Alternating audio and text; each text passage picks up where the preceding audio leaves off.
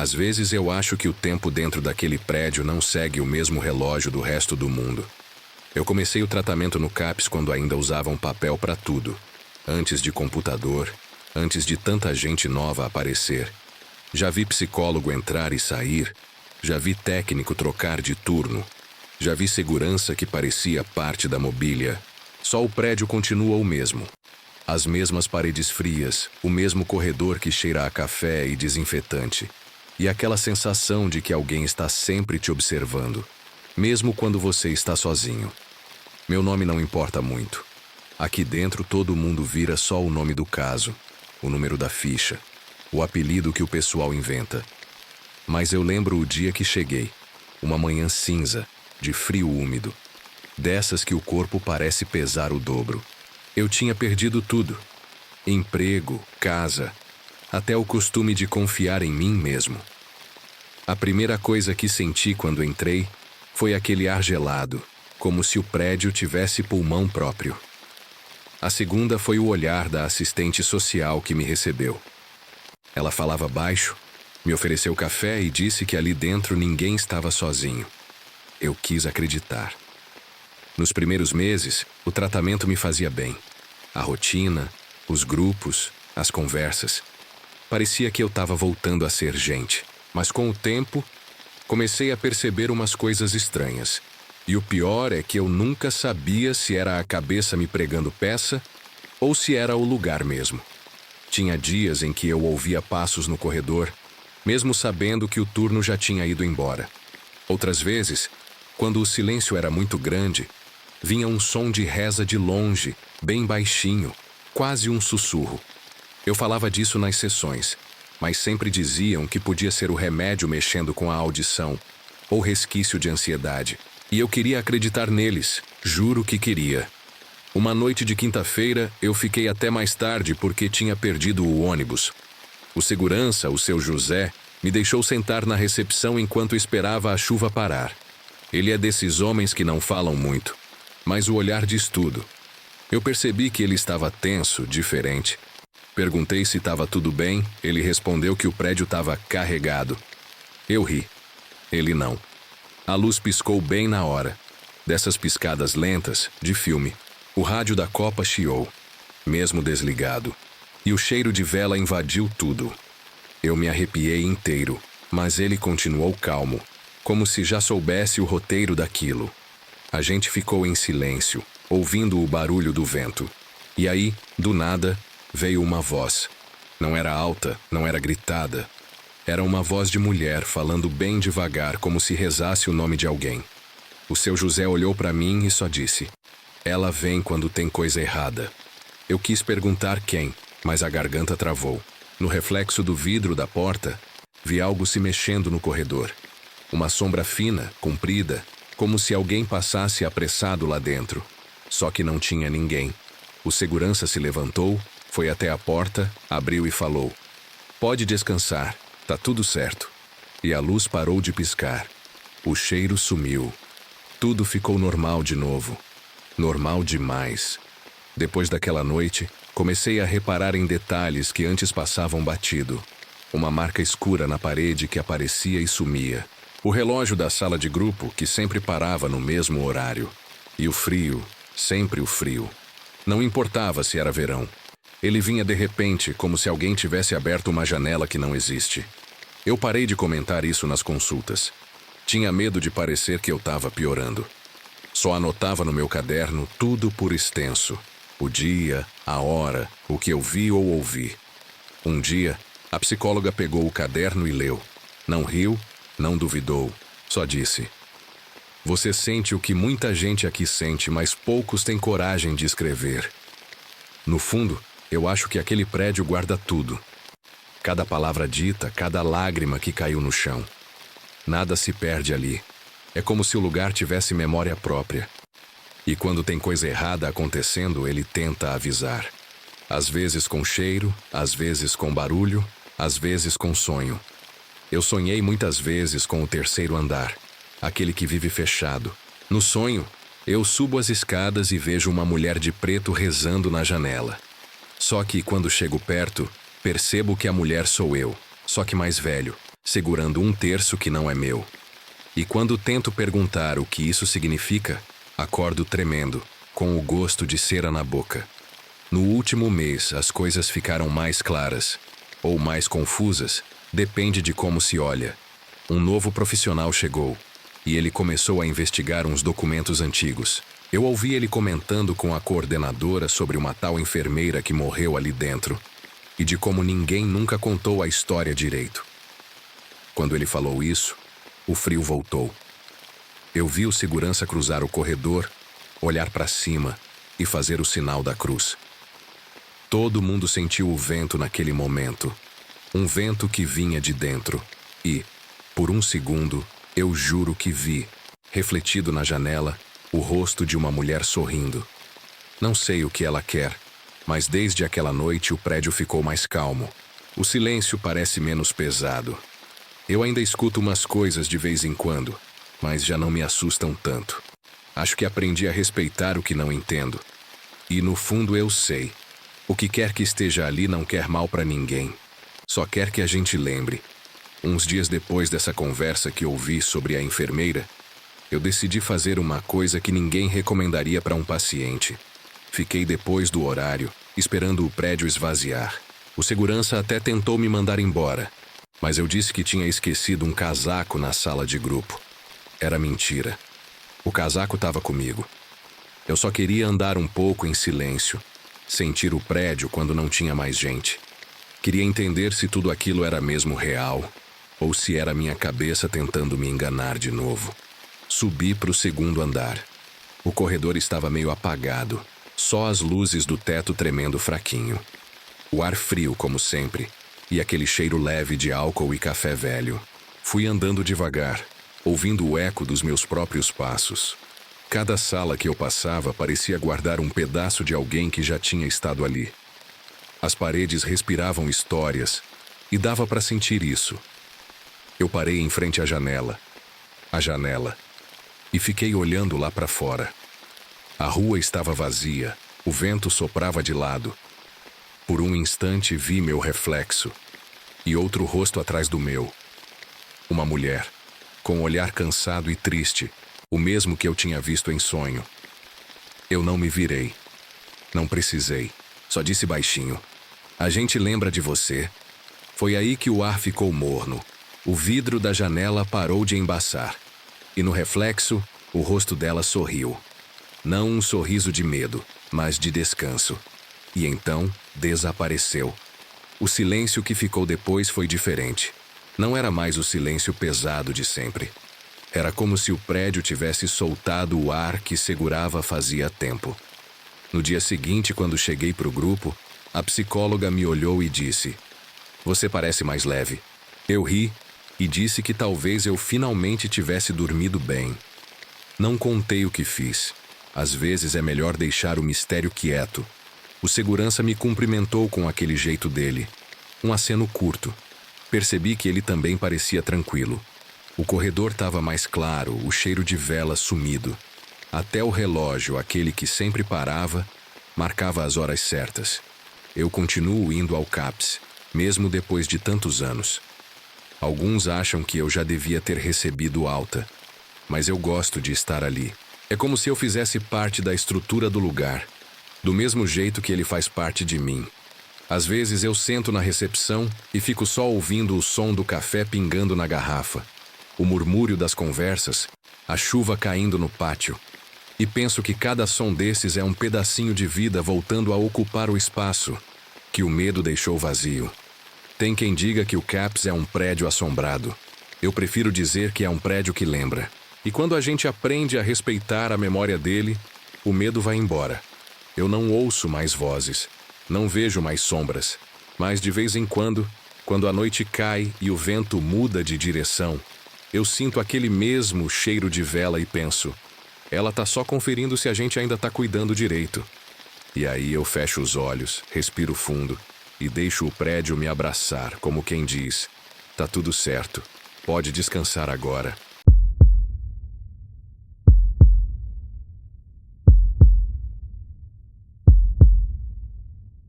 Eu nunca acreditei muito nessas histórias que correm pelos corredores de hospital. Sempre achei que eram invenção de gente cansada, mentes exaustas tentando dar forma ao que não conseguem entender. Meu nome é Marcelo, sou jornalista há mais de 15 anos. E minha especialidade é investigar lugares onde as pessoas juram que existe algo além. Normalmente, volto com explicações simples: ruído, luz, sugestão, histeria coletiva. Mas naquele prédio do CAPS, as explicações começaram a não caber. Cheguei em uma manhã de segunda-feira.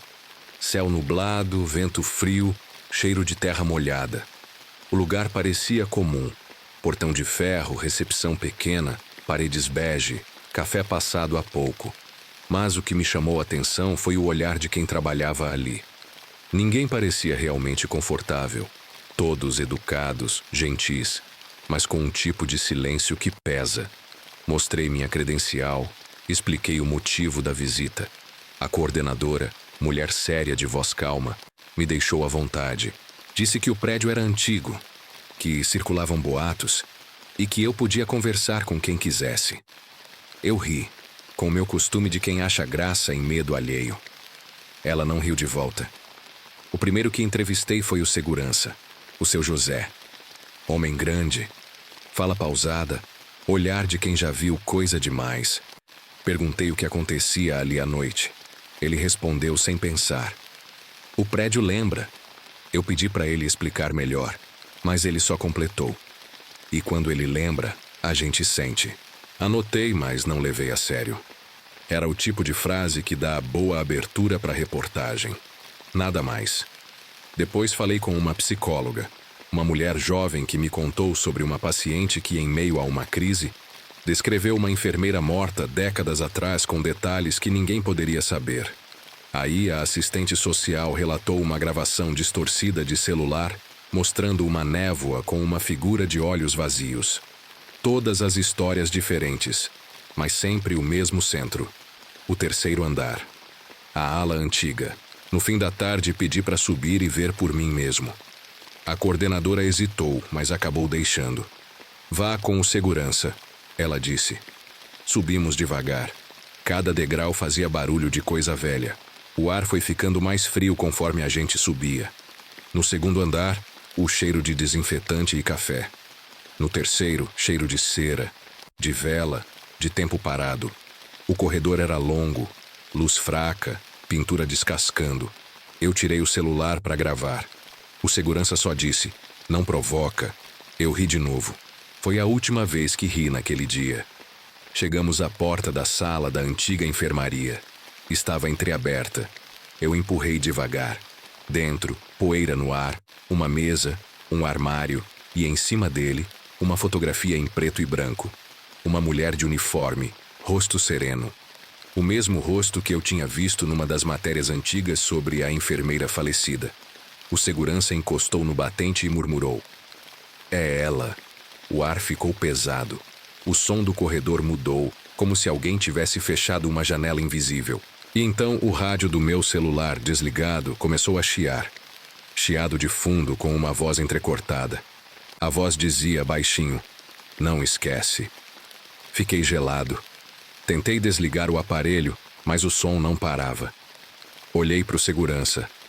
Ele não parecia surpreso. Só olhou para mim e disse: "Ela sempre fala isso quando alguém novo vem tentar entender." A voz parou. O chiado cessou. A luz piscou uma única vez e voltou. Olhei para o celular. Gravação interrompida. Olhei de novo para a fotografia. A mulher parecia sorrir, coisa que eu tinha certeza que não acontecia antes. Descemos em silêncio. Lá embaixo, o prédio parecia outro, mais leve, mais quente. A coordenadora me esperava com uma expressão de quem sabia o que aconteceu, mas preferia não perguntar. Eu disse apenas: "Acho que já tenho o que preciso." Ela respondeu: "Ninguém sai daqui com menos do que entrou." Na redação, quando ouvi o áudio da gravação, só havia estática. Mas, no fim do arquivo, entre os ruídos, ouvi nitidamente uma voz feminina sussurrando: "Não feche a porta." Não era o tipo de coisa que se inventa, e não soava como truque. Eu podia escrever a matéria com 1000 explicações. Podia dizer que era interferência, coincidência, sugestão. Mas, pela primeira vez em muito tempo, eu escolhi não explicar. Fechei o laptop, fiquei um tempo olhando para a parede branca do escritório e senti um cheiro leve de vela apagada. Olhei para o relógio. Marcava exatamente 10 horas da noite, por extenso. E por algum motivo, tive a sensação de que alguém, em algum lugar daquele prédio, também estava olhando para o mesmo relógio. Às vezes, eu ainda escuto o chiado. E toda vez que ouço, repito para mim mesmo, devagar, por extenso, como um lembrete. Não é medo, é memória. Dizem que o CAPES é só um prédio velho, cheio de corredor frio e gente cansada. Mas quem passou por lá sabe que não é bem assim. O prédio tem pulso. Ele sente. Ele guarda. Cada lágrima, cada grito engolido. Cada segredo que nunca coube num relatório. Ele não esquece de ninguém. Nem dos que foram embora. Nem dos que ficaram presos dentro da própria lembrança. 4 vozes contaram o que viram. 4 histórias diferentes, mas com a mesma respiração. A do lugar que se recusa a morrer em silêncio. Uma assistente social que ouviu vozes de quem ainda esperava ser lembrado. Uma psicóloga que viu a justiça atravessar a boca de um paciente. Um segurança que descobriu que guardar é mais do que vigiar. E um paciente que entendeu que o medo é só outra forma da memória. Depois deles, até o repórter, o homem que não acreditava em nada, saiu de lá com o mesmo cheiro de vela que nunca se apaga. Ninguém fala disso abertamente, mas o CAPES mudou.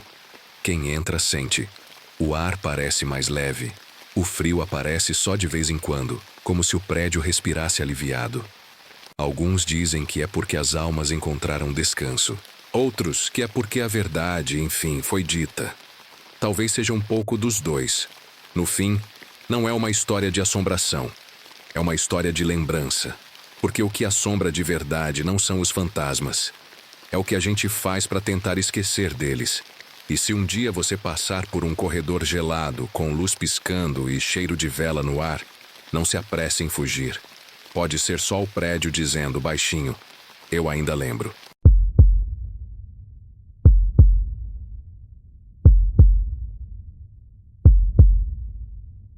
Eu não costumo falar muito sobre mim no primeiro dia de um trabalho novo, mas acho que desta vez preciso abrir essa exceção, porque foi justamente a minha tentativa de parecer profissional, atento e controlado, que me colocou do lado errado da porta, naquela hora em que o relógio não existe mais e o ar parece parar dentro da gente. Eu cheguei ao CAPES numa manhã de céu cinzento, com aquela garoa fina que engana o casaco e entra sorrateira pelo colarinho, como se quisesse morar ali. Eu tinha passado uma noite quase inteira acordado, não por ansiedade, mas por hábito antigo de quem já trabalhou em plantões e desaprendeu a dormir de um fôlego só. Resolvi chegar mais cedo do que pediram, para dar tempo de entender o terreno, aprender os caminhos, reconhecer vozes. Sempre faço isso. Gosto de ouvir o prédio como quem ouve um animal. Se ele range de um jeito, você sabe onde pisa. Se ele respira fundo, você sabe onde se esconde. O porteiro me recebeu com uma calma que não combinava com os olhos. Ele tinha aquele jeito de quem conhece todo mundo pelo caminhar, de quem sabe a diferença entre pressa e urgência só de relance.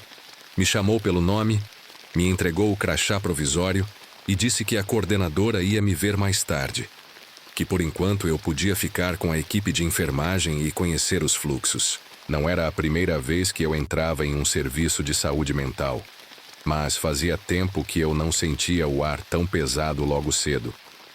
Havia um cheiro de café forte vindo da copa, misturado ao perfume de desinfetante e a um frio sem explicação. Quando o frio não combina com a estação, eu fico alerta.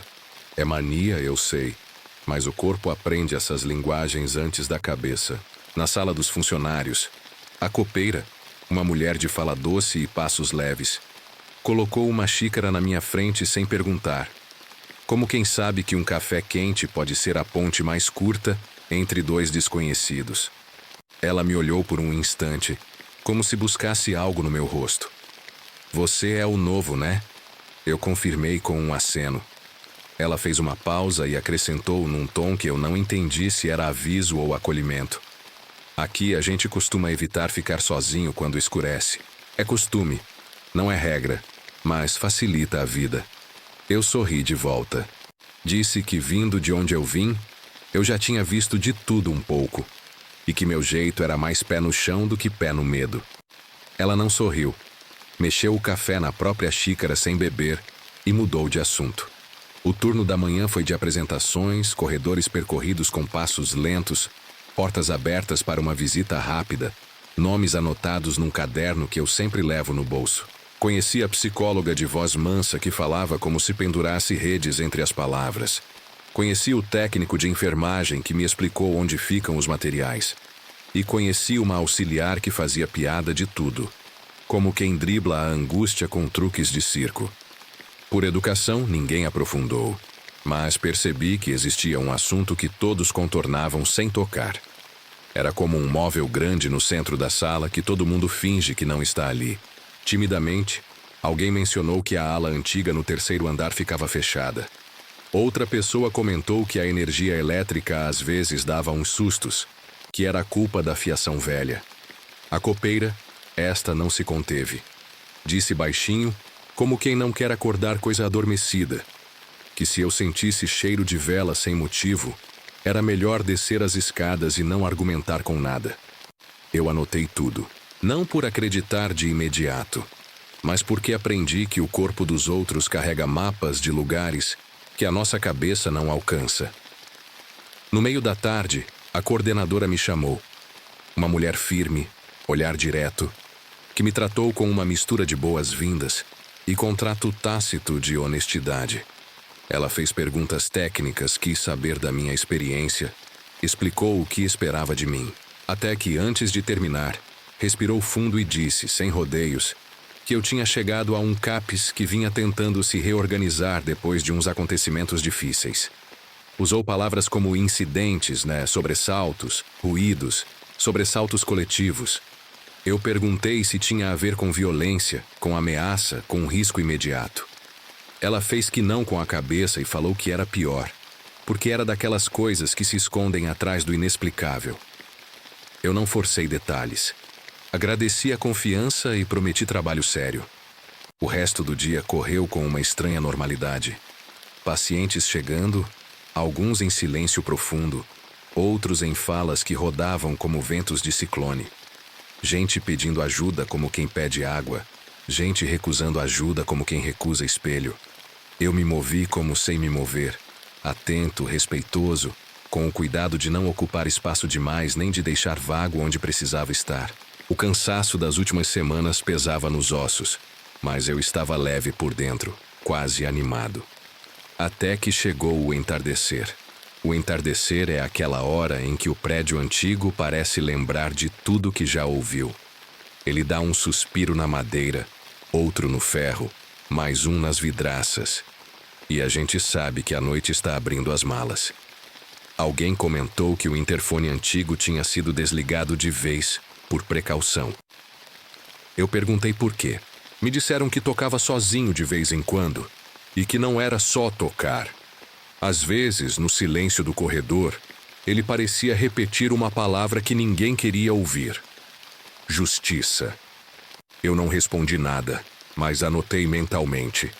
Quando as luzes começaram a brilhar com aquela cor amarelada de fim de tarde, eu decidi subir até o segundo andar, para pegar uns materiais e trazer para a reserva. Foi nessa subida que vi, pela primeira vez, a janela que todo mundo conhece sem precisar apontar. Segunda janela do corredor, do lado direito de quem sobe, de frente para a rua. Não havia nada demais nela, exceto a sensação de que ela sabia de mim antes de eu saber dela.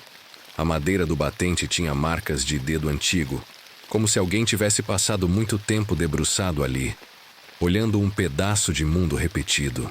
Na hora de ir embora, comecei a juntar minhas coisas com aquela preguiça boa de quem vai atravessar a cidade e depois encontrar a cama. O porteiro me desejou uma boa noite e eu retribuí com um aceno.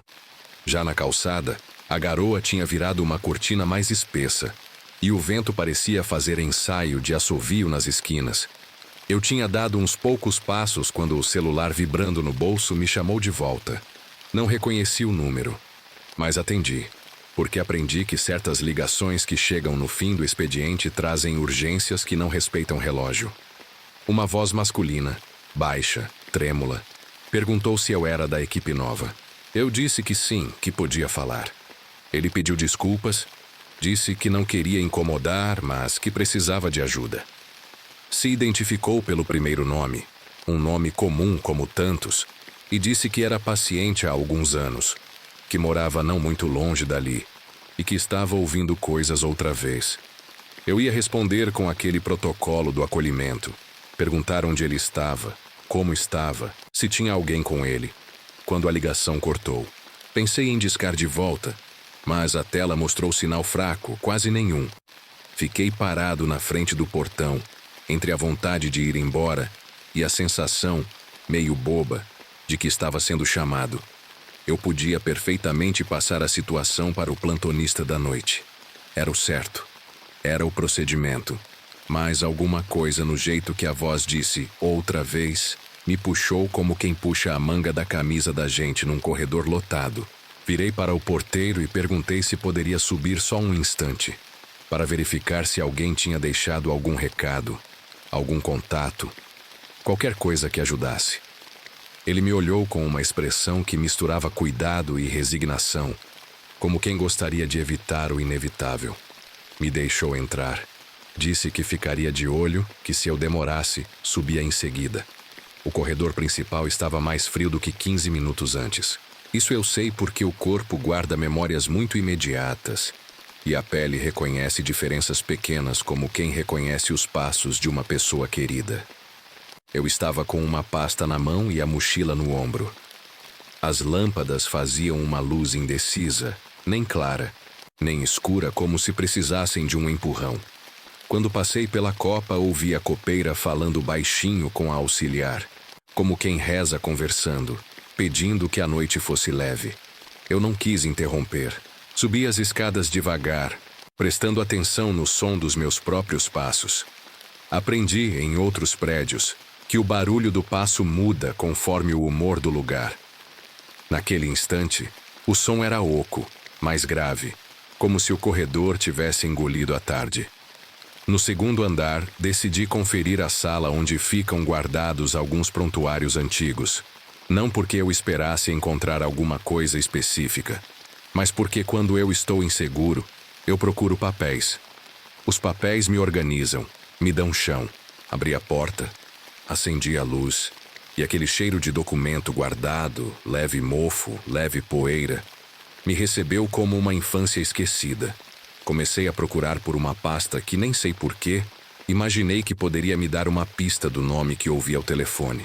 Nada. Só sobrenomes comuns, datas antigas, carimbos com tinta cansada. Foi então que uma corrente de ar atravessou a sala, embora a janela estivesse fechada. A página de um formulário virou sozinha. Eu não me apressei. Encostei a pasta na mesa e respirei fundo. Era só uma corrente de ar. Talvez alguém tivesse deixado alguma janela entreaberta no corredor. Talvez. Eu fechei a sala, apaguei a luz e segui em direção à escada para descer. Antes de alcançar o primeiro degrau, escutei um som que, por alguns segundos, me pareceu conhecido, mas não consegui nomear. Não era rádio, porque o rádio estava desligado há tempo. Não era gente conversando, porque era um som contínuo, como se não precisasse de pulmão. Não era vento, porque o vento não repete sílabas. Me aproximei um pouco do centro do corredor e percebi que o som vinha de cima. Não sei explicar como a gente sabe essas coisas, a gente só sabe. Eu devia ter descido. Mas eu subi. O terceiro andar tem um modo próprio de olhar para quem sobe. Parece que os degraus grudam um pouco na sola, como se quisessem pedir o nome de quem se atreve. No topo da escada, a luz do teto oscilou com aquela teimosia de lâmpada cansada, e o som ficou mais nítido, como um coro de vozes baixas, sem palavras, um murmúrio de água passando por dentro de uma pedra. Eu parei um segundo, para medir a própria respiração. Foi quando senti que o ar esfriou tanto que minha boca começou a soltar nuvens pequenas de vapor. Engoli em seco. Chamei, com um fio de voz, o nome do paciente que tinha me ligado. Não tive resposta. Chamei de novo, dessa vez mais firme. O som, aquele murmúrio sem língua, cresceu só o suficiente para eu saber que não estava sozinho. A porta da ala antiga estava encostada, não completamente fechada, como eu já tinha ouvido dizer que ficava. Me aproximei com o cuidado de quem pisa na memória de outra pessoa. Empurrei só um pouco, o suficiente para ver o corredor estreito, as paredes com tinta mais antiga, os azulejos que já tinham visto histórias demais. Eu não passei da porta. Nunca passo da porta sem ter certeza de que devo. Fiquei parado ali, a mão no batente, o corpo meio dentro, meio fora, como quem pergunta ao próprio instinto se dá mais um passo. Foi então que eu vi. Não algo inteiro, não uma película de cinema que te entrega a narrativa com começo, meio e fim. Vi apenas um espessamento do ar, uma espécie de névoa onde o corredor deveria estar vazio. Já vi fumaça de incêndio, já vi poeira iluminada por farol, já vi reflexo de vidro fazendo truque com a vista. Aquilo não era nenhum desses. Era como se o ar tivesse ganhado um corpo e, ao mesmo tempo, estivesse dispensando a necessidade de ter um.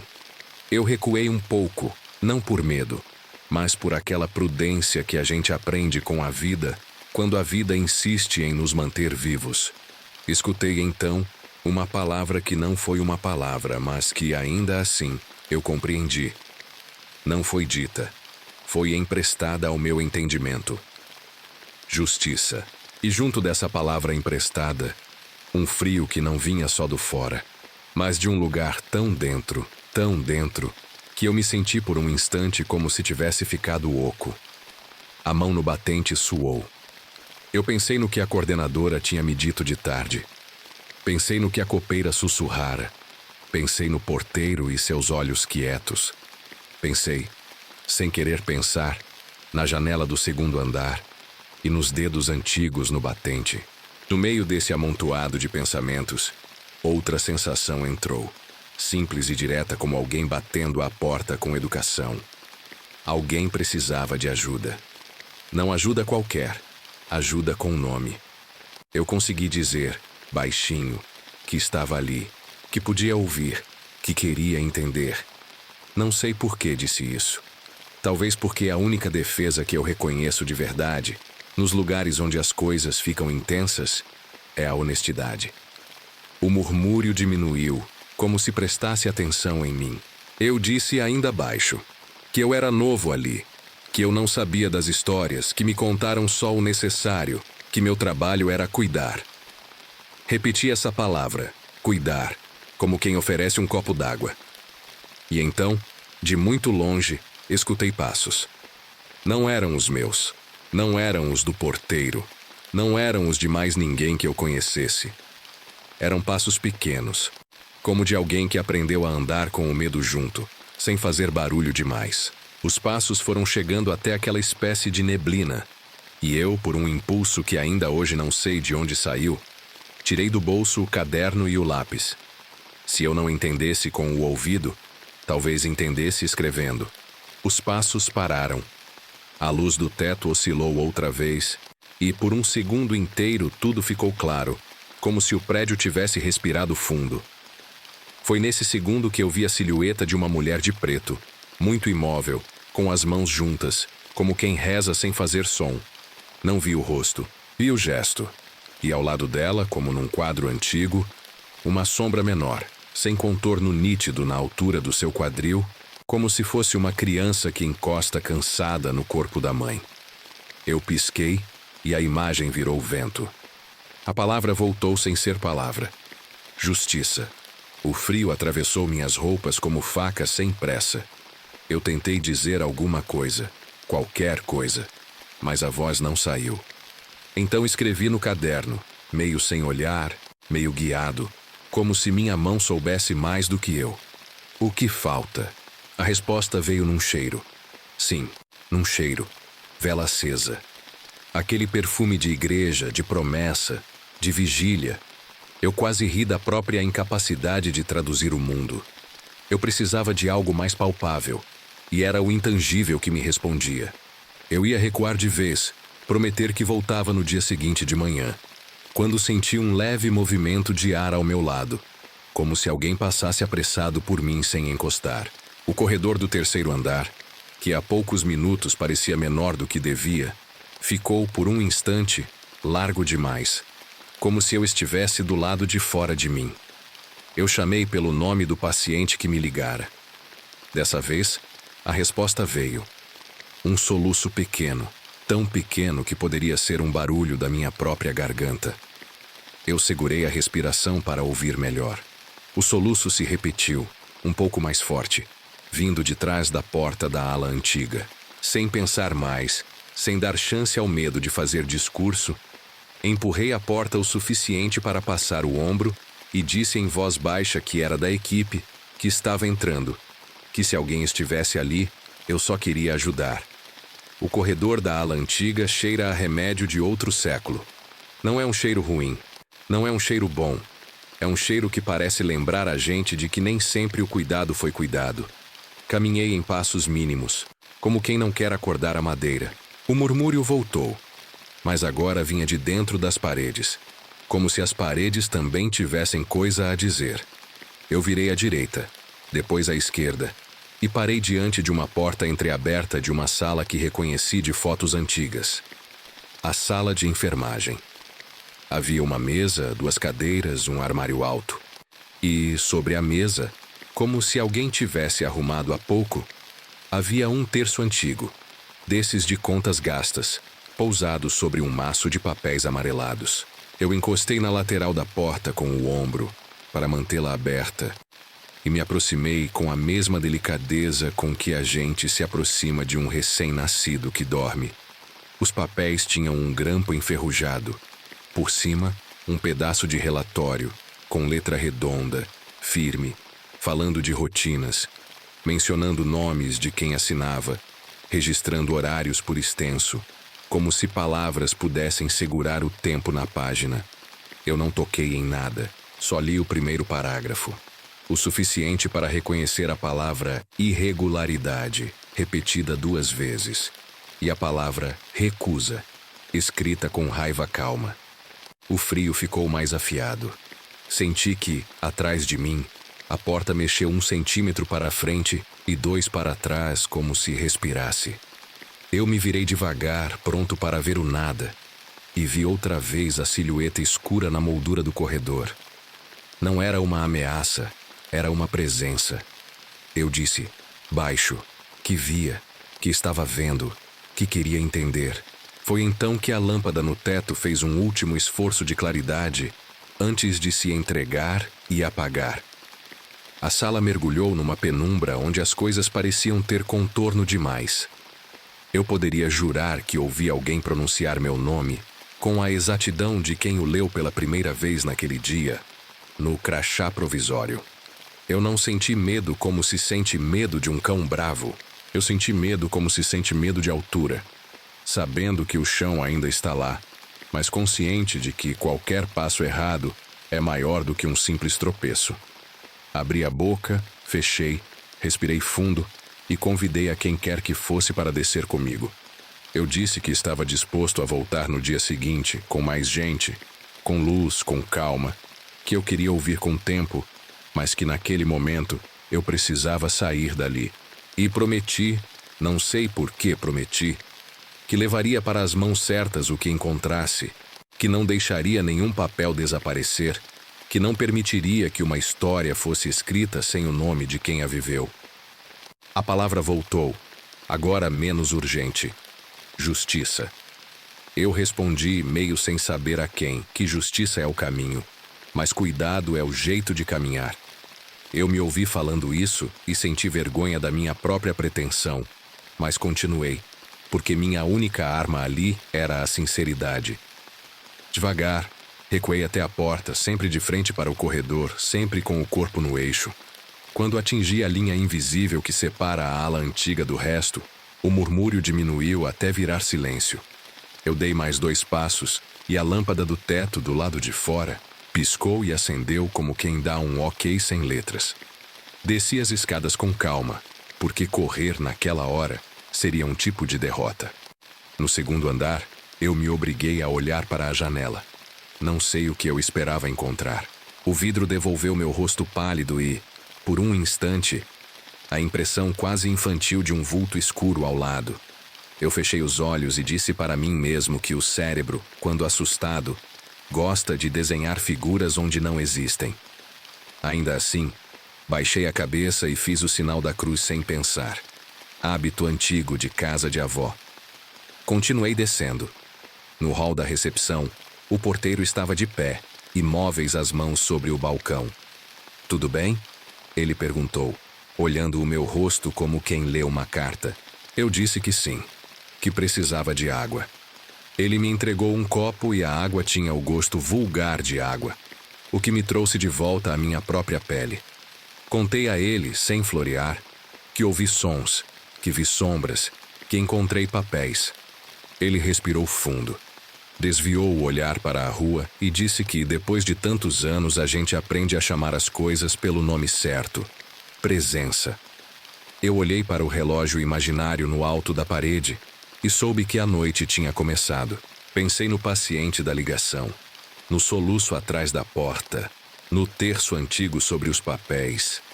Disse ao porteiro que eu voltaria cedo no dia seguinte, que antes passaria em casa para descansar um pouco, que precisava organizar as ideias. Ele assentiu, mas antes que eu me virasse para a porta, me pediu com uma gravidade tranquila que eu não voltasse sozinho. Eu prometi que não, e foi ali, no instante em que eu atravessei a porta para a rua, que senti o cheiro de vela como um abraço que eu não solicitei. Olhei para a calçada, para a sombra da marquise, para a esquina sem ninguém. O vento levou o cheiro embora, mas deixou para trás a sensação de que a rua inteira estava em vigília. O caminho até minha casa foi feito de silêncios. Mesmo quando os ônibus passavam e os freios cantavam, tinha alguma coisa que me acompanhava por dentro, como um relógio que se recusa a marcar outra hora. Em casa, eu tirei os sapatos, me sentei no chão, encostei as costas na parede e abri o caderno. Descrevi tudo, não por coragem, mas por necessidade. Escrevi os ambientes, anotei o frio, registrei a oscilação da luz. Desenhei uma planta tosca do terceiro andar, com setas marcando onde minha pele arrepiou mais. Quando terminei, me dei conta de que eu tinha escrito a palavra justiça diversas vezes, como quem treina a mão para uma assinatura. Fechei o caderno, pus o alarme para muito cedo e, pela primeira vez em muito tempo, dormi um sono sem sonhos, como se o corpo tivesse desligado a antena para sobreviver até amanhã.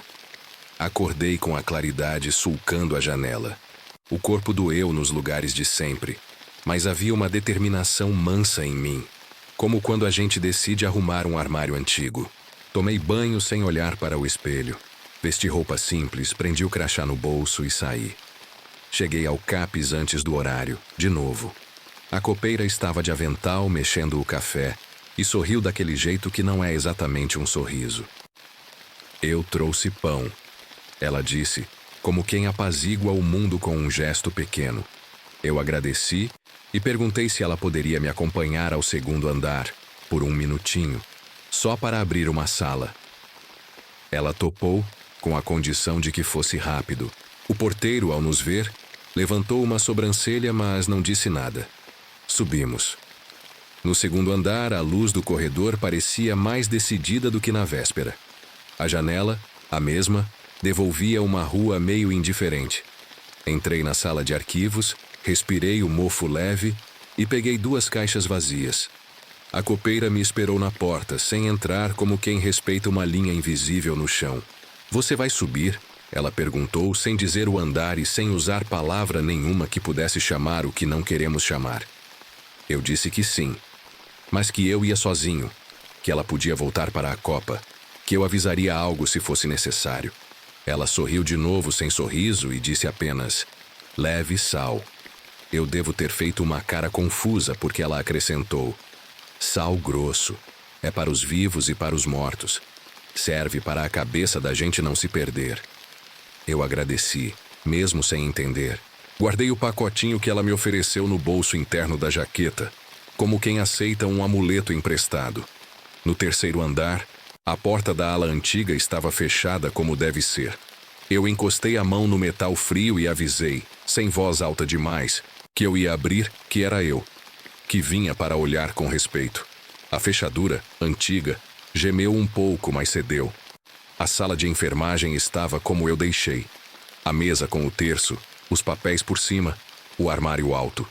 Eu entrei e fechei a porta atrás de mim, não por bravata, mas porque eu queria conter o ambiente, como se uma sala pudesse ser um santuário.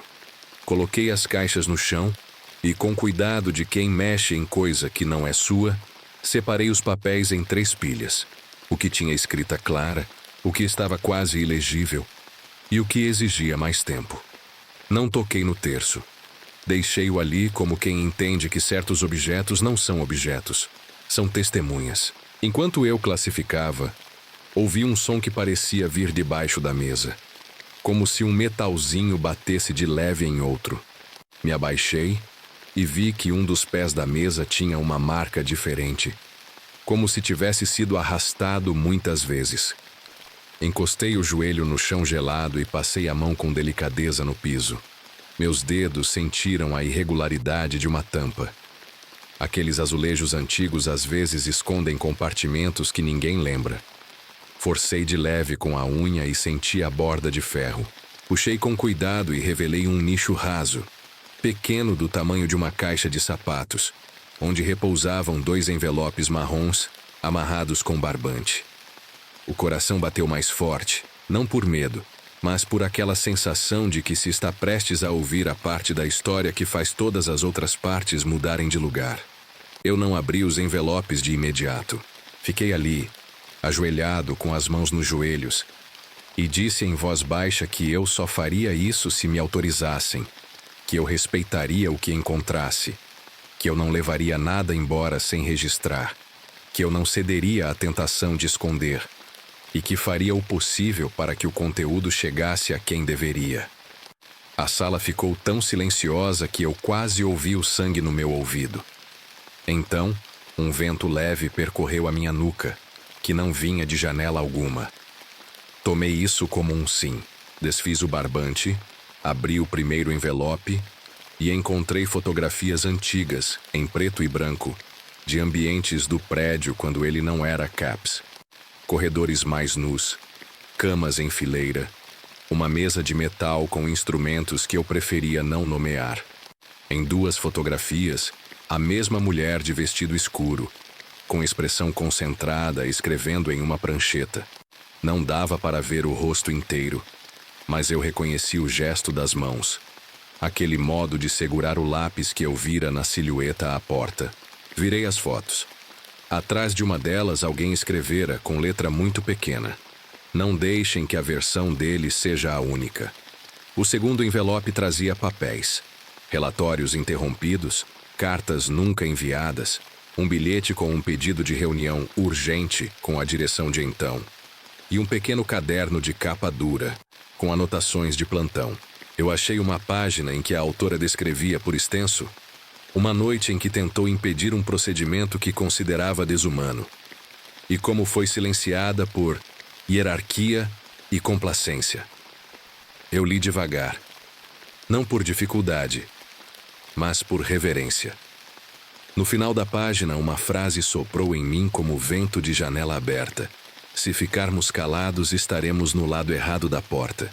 Eu fechei o caderno e encostei na testa por um instante, como quem recebe uma bênção sem saber rezar. Eu me levantei, coloquei os envelopes sobre a mesa, arrumei as pilhas com cuidado e matei o impulso de levar tudo nos braços. Em vez disso, fotografei com o meu celular cada documento, não para espalhar, mas para garantir cópia. Escrevi, em folha à parte, um sumário com a data por extenso e a descrição das peças. Quando terminei, respirei fundo e agradeci, em voz quase inaudível. A sala, que até então mantinha a temperatura dos mármores, esquentou 1 grau. Se eu ainda fosse cético no sentido mais duro da palavra, Diria que foi impressão. Mas eu não era mais. Eu estava sendo reeducado por algo que não precisava me convencer de nada, apenas me mostrava. Desci com as caixas nas mãos, com cuidado para não parecer que eu fugia. No segundo andar, a copeira me esperava, como se soubesse que eu traria nos braços algo que não se carrega sozinho. Ofereceu o carrinho de transporte, e eu aceitei. No caminho, eu contei a ela o essencial, sem detalhes que pudessem machucar. Ela assentiu, olhos marejados, e disse que, às vezes, a justiça começa com um caderno aberto na mesa certa. Eu sorri, porque não encontrei frase melhor. Na sala da coordenação, deixei as caixas, o sumário, as cópias em um pendrive e um bilhete meu, por extenso, dizendo que encontrara os materiais na ala antiga, que as condições de guarda pareciam adequadas para uma consulta cuidadosa e que eu me responsabilizava por estar presente quando decidissem o que fazer. Saí dali leve e pesado ao mesmo tempo. Ao pisar de novo no hall da recepção, percebi que o cheiro de vela estava mais suave, quase um eco. O porteiro, na sua postura de sempre, me olhou e disse só uma frase: "Obrigado por não ter deixado lá." Eu respondi que não foi coragem. Ele disse que foi cuidado, e cuidado é parente de coragem. Eu ri de leve, e esse riso me devolveu ao corpo. A manhã mal tinha passado da metade. Ainda havia muito a fazer, mas alguma coisa, no fundo das coisas, tinha encontrado um caminho para abrir a boca. Eu me sentei num banco de madeira e pensei no paciente que me ligara na noite anterior. Busquei o número nas chamadas, tentei retornar. Dessa vez tocou. Uma voz atendeu, cansada, masculina, a mesma, e me pediu desculpas por ter desligado no dia anterior. Disse que a luz tinha caído na casa dele, que o telefone apaga quando isso acontece. Eu perguntei como ele estava naquela manhã. Ele respondeu que melhor, que tinha dormido um pouco, mas que ainda ouvia de vez em quando um sussurro que parecia chamar pelo nome de uma mulher que ele não conhecia. Eu perguntei o nome. Ele disse: "O mesmo de uma técnica que trabalhava aí muitos anos atrás, segundo a minha mãe. Eu não sei se é verdade, porque eu não tenho lembrança disso. Mas minha mãe jura que eu falei esse nome quando era pequeno, numa febre." Eu anotei o nome no caderno. Era um nome que já tinha atravessado outras bocas. Eu marquei com ele um horário por extenso, para uma escuta naquele mesmo dia, no período da tarde. Disse que não viria sozinho, que estaria com a psicóloga. Ele concordou. Desliguei. Quando me levantei, vi encostado no balcão do porteiro um envelope antigo, sem selo, sem endereço, com o meu nome escrito por extenso, com uma letra que eu não reconheci e que, ao mesmo tempo, me era familiar. O porteiro disse que não viu quem deixou. Só notou quando olhou e estava ali. Eu abri com os dedos, temendo rasgar. Dentro, uma única fotografia.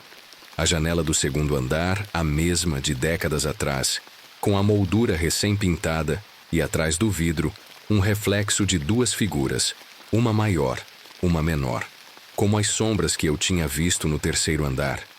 No verso da foto, escrito com tinta que o tempo já não fabrica, uma frase simples por extenso: "O lado certo da porta é onde o cuidado acontece." Eu sentei de novo no banco, ri com os olhos e senti as costas relaxarem. Eu não sabia, ainda, como contar aquilo para quem precisa de prova de tudo. Eu não sabia, ainda, como pedir ajuda sem que me olhassem com aquela condescendência que mata devagar.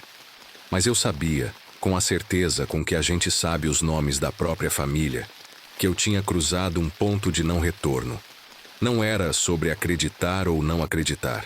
Era sobre assumir, sem alarde, que havia um trabalho a fazer do lado visível e do lado invisível da porta.